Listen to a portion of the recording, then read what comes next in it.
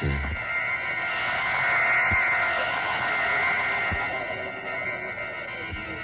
Spawn of the subhuman.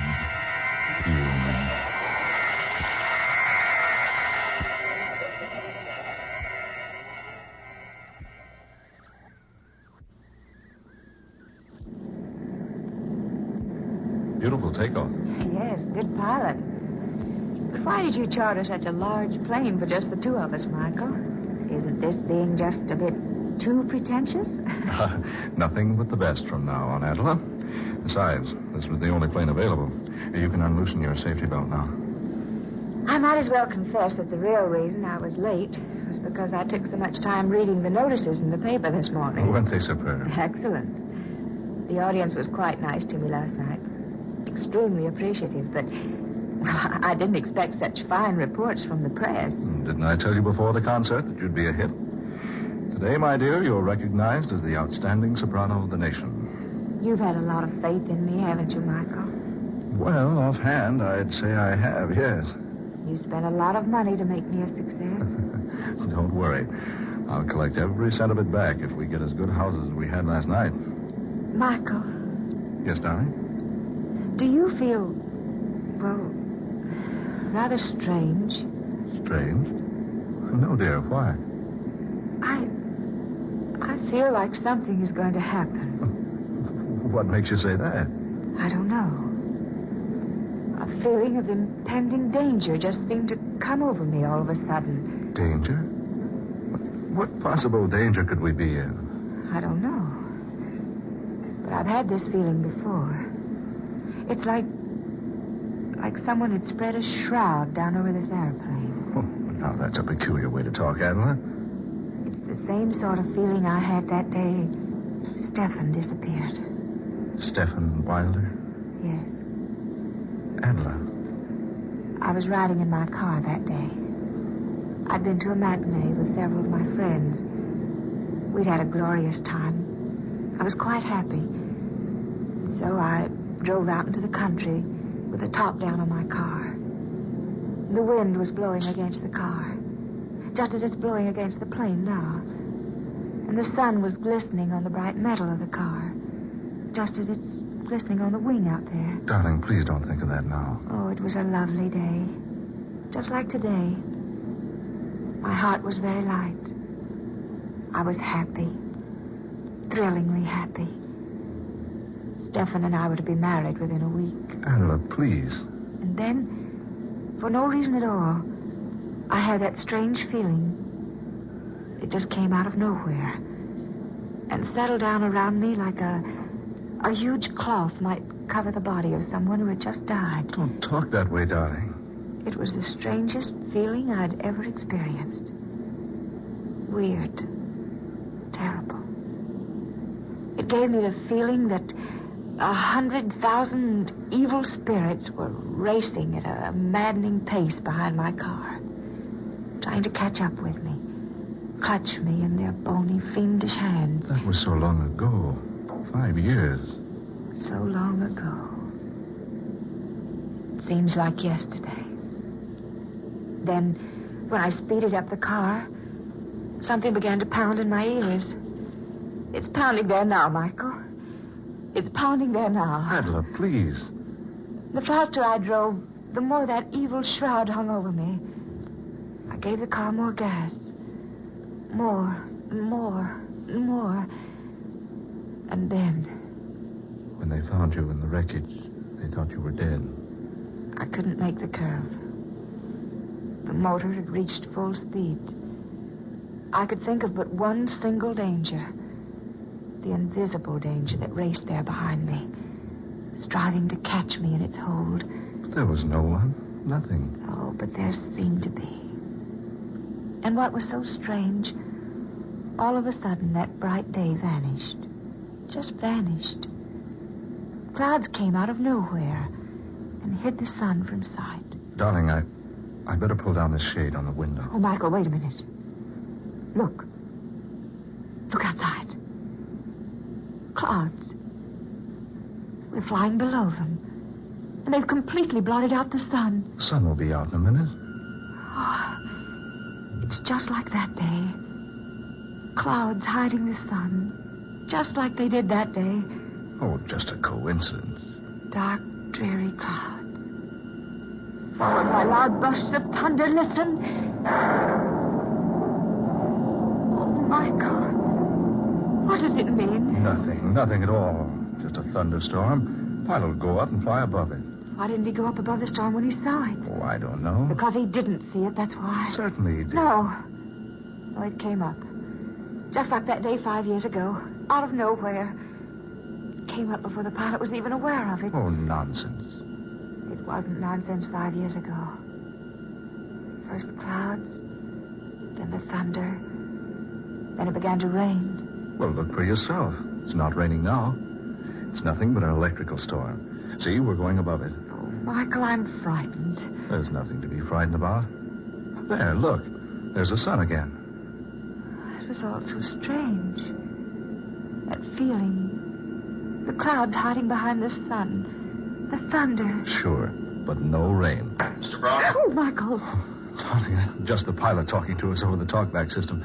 Push that button right there so I can answer him. Mr. Brown, Miss Rhodes. Yes, pilot, what is it? Don't be alarmed about the storm. We're above it now. Oh, yes, thank you. Just an electrical storm, isn't it? No, sir. It's more than that.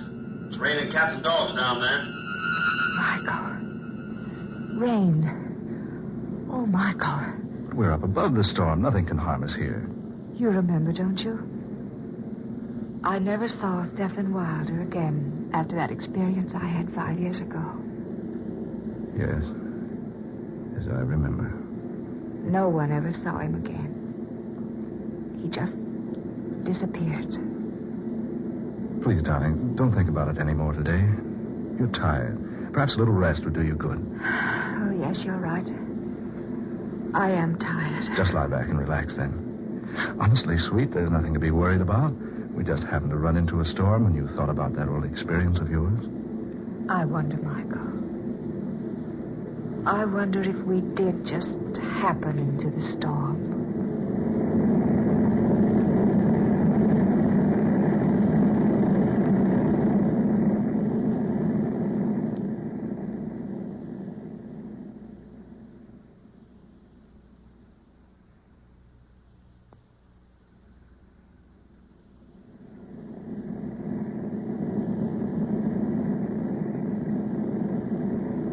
Michael, where are you, darling? Over here, dear. Did you have a good sleep? Oh, I did sleep after all. Why are the lights out? Oh, I turned them out so you'd sleep as long as you could. Now I'll switch them back on. There. What time is it? 9:30. 9:30. Oh, Michael, I've been asleep more than 8 hours. I thought you'd never wake up. It's after dark, and you've had the lights off all this time just for me. Well, I guess I'd better admit I got a little sleep, too. Where are we now? Over Mexico. Hey, hungry, dear? Oh, I'm famished. You know, I can't imagine what made me sleep so long. We land at Centella. We can get food there. Have we landed at all since I retired? No, we're circling now. Well, that's Centella down there. Oh. You better pretty up a bit. This is a secluded part of the country, but you never know who you're going to run into.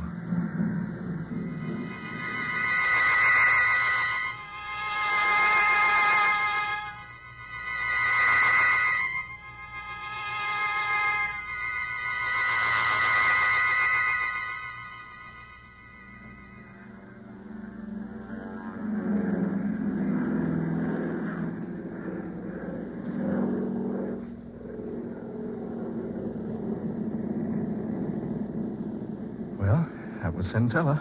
How long before we're in Monterey? Oh, about an hour. Did you get good reservations? The best. Did you enjoy your dinner? Oh, immensely. That was a nice place. Certainly a rough landing field, though. Well, it's not actually a landing field. We had to land someplace to refuel before we got to Monterey, so I picked Centella. I enjoyed it. A quaint little place. It's a funny thing, Michael. Did you notice the plane? What do you mean, dear? It didn't look a bit like it had been in a rainstorm. I thought you'd forgotten all about that. Of course, it didn't look like it. We flew above the rain before it started. Oh, yes, that's right. Well, if you don't mind, I'm going to spend the next hour looking through my fashion magazines before we land at Monterey.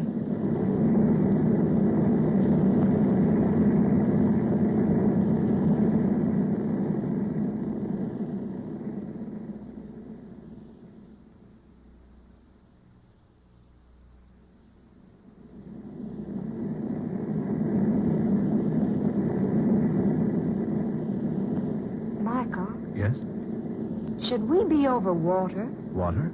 Well, no, of course not. Well, we are. There's water all around us. Well, let's see. By heaven, Adela, you're right. The pilot's off his course. Well, surely you must realize it. Oh, you better go up and find out. Yes, I will. I'll be right back. Hurry, Michael, for heaven's sake. Right. Oh, door to the pilot's cabin's locked. I say, pilot. Pilot. What's wrong, Michael? Oh, the door to this cabin is locked. Curtain over the windows pulled down inside. Pilot, open up. Look, he's raising the curtain. Michael. Good Lord. A thick, hairy arm. Michael. That's not our pilot at the controls. It's a monkey. A gorilla. Oh, Michael. Are we dreaming? No, it's true. A live gorilla piloting our plane. But that's impossible. No, confounded door's locked. Open this door. Open up. Oh, Michael, be careful. Look at him. Peering back at us. Those little beady eyes. And an expression on his face that almost human. This is fantastic. How in the world did we ever come to be in the air with a creature like that? We had our regular pilot when we landed at Centella. I saw him climb down out of the cabin. So did I. But I never did see him again before we took off. Naturally, his back was to me when I gave him the go-ahead signal. Oh, Michael. Michael, now what? Oh, we're over land. He's bringing the plane down. Oh, Michael.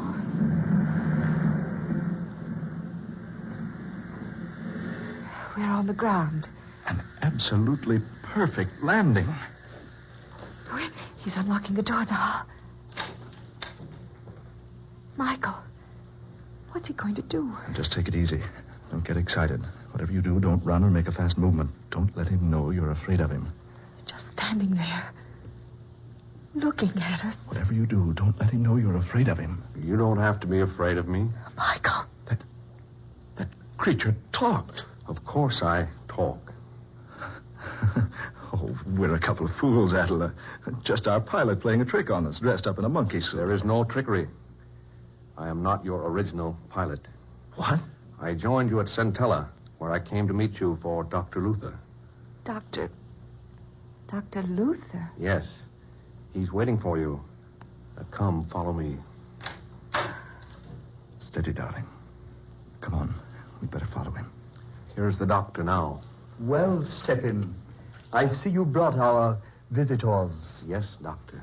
Yes, just as I directed you. Welcome, Adela Rhodes, and welcome to your lovely, lovely voice. I say, look here. And welcome to you, Mr. Brock. I'm so sorry that you will be of no assistance to me. However, you may be interested in what I have planned. Now, listen, Dr. Luther. I want to know what this is all about. You will learn what it is all about, and without delay, I assure you. Come, Stephen. Don't be so inhospitable. Show our guest into the laboratory.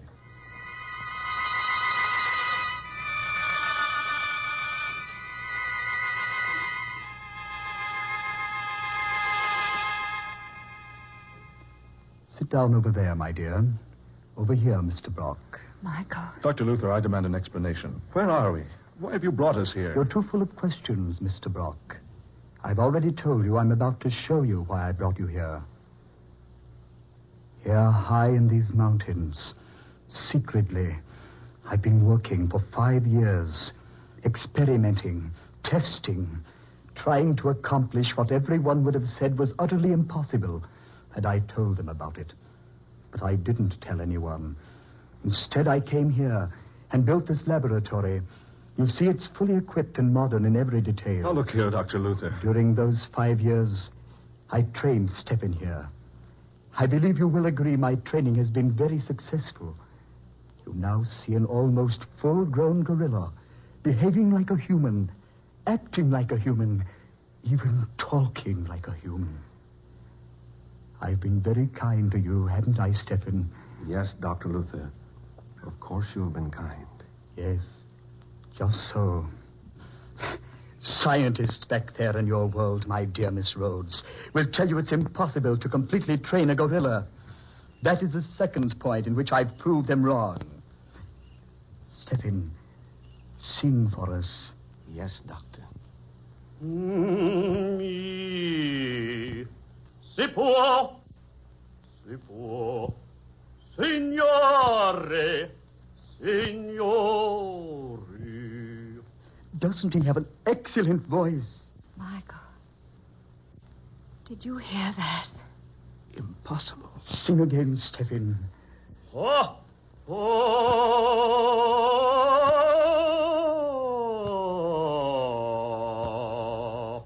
You see, soon he will be world famous. I shall travel with him, take him to the four corners of the earth, and show people how well my gorilla sings. Oh, Michael, I can't believe it. That's Stephen Wilder's voice. It can't be. Ah, but it is. Yes. Now I remember. Now I know who you are, Dr. Luther. Stephen Wilder had an appointment with you that day he disappeared 5 years ago.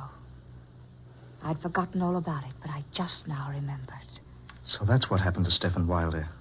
You kidnapped him and brought him here and... You... Precisely. I brought him here to do what others said could never be done.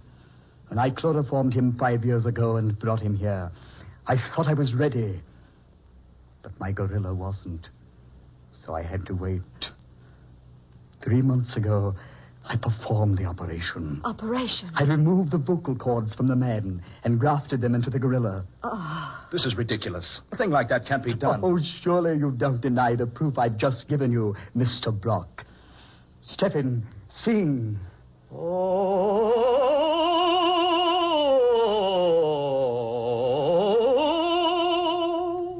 You recognized that voice, Miss Rhodes, the moment you heard it, because you'd sung operas with Mr. Wilder so much. That was the way he sang, to exercise his voice. Don't you both realize what I have here? The secret of an untold wealth.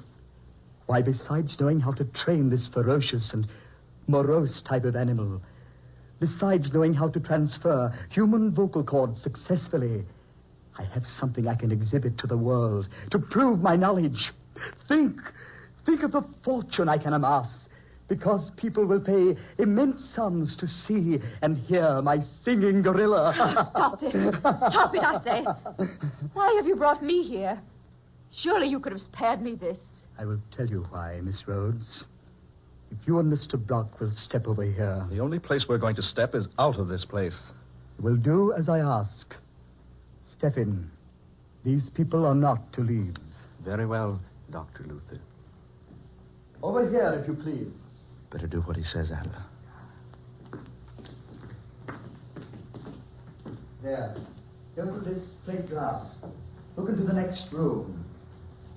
Another gorilla. Yes. Isn't it a fine specimen? Fine specimen? Yes, she. She? Oh, no. No. You're not planning. I've trained her very carefully. She was so much more responsive than the male. Now that she's able to obey me, I'm quite ready for the rest of my plans for her. Oh, no. No, you can't. I won't let you. I'll say he can't. Neither of you will be able to prevent it. Soon I'll tour the world with the most amazing exhibition on earth. A male and a female gorilla singing all the world-famous operas. Look here, you... Wait a minute. I just happened to think of something, Doctor. Yes? Do you remember the day Stephen Wilder had that appointment with you 5 years ago? Yes, certainly I remember. I'd been planning to obtain possession of him so I could bring him here. I was most pleased when he called and asked for an appointment. But did he tell you why he was calling upon you? I know. No, he didn't. He came to you, Dr. Luther, because he was losing his voice. You must be wrong. I am not wrong. I am the only one he told about it. It had been worrying him for a long time. You see, the more he sang, the worse his voice became. He was gradually losing it. But that's impossible. Do you think so, Doctor? You're a specialist on that subject. That's why he was coming to you that day. No, you must be wrong. After all the work I've done. Your gorilla will lose his voice, Dr. Luther. And I assure you, before you'll do anything to me, I'll see to it that my voice is ruined, too. He won't. He can't. He's an excellent voice. Excellent. Yes, of course he is. We've worked together. I've trained him. His voice can't go bad on me now. Not now. Just when it's finally successful. Oh, you'll see, Dr. Luther. No, you're wrong. You're mistaken. He'll sing all right. He won't lose his voice. Will you step in? No, of course not.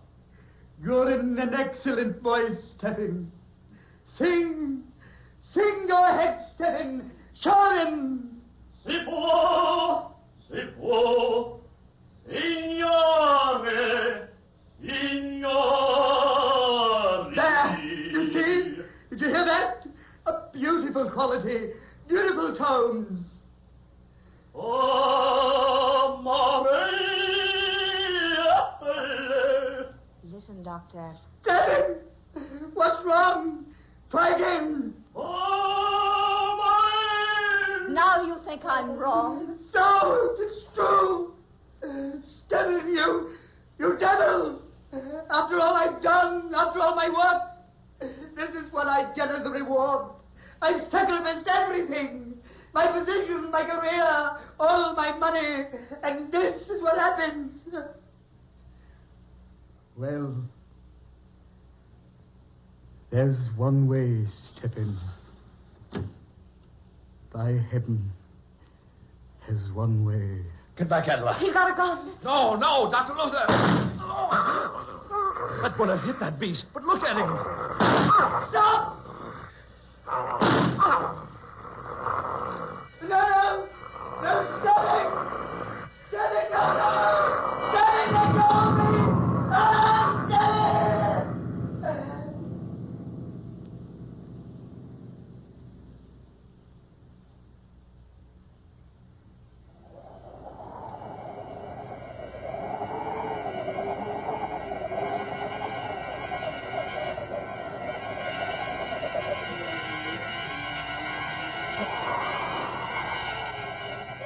Dark fantasy.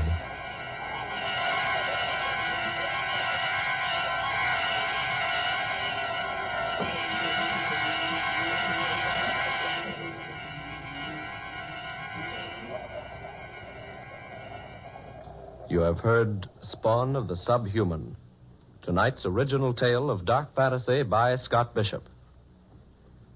Ben Morris was heard as Michael Brock, Eleanor Naylor Corrin was Adela Rhodes, Garland Moss played Dr. Luther, and Muir Height was the gorilla. Next Friday night at this same time, listen to the 16th in this series of dark fantasy dramas created by Scott Bishop, The Man with the Scarlet Satchel. The story of an aged millionaire who receives a child's set of modeling clay as a practical joke, but who turns the gift into an incredible and weird instrument of destruction. Don't miss this unusual story next Friday night, The Man with the Scarlet Satchel. Tom Paxton speaking. Dark Fantasy comes to you from WKY, Oklahoma City. This is the National Broadcasting Company.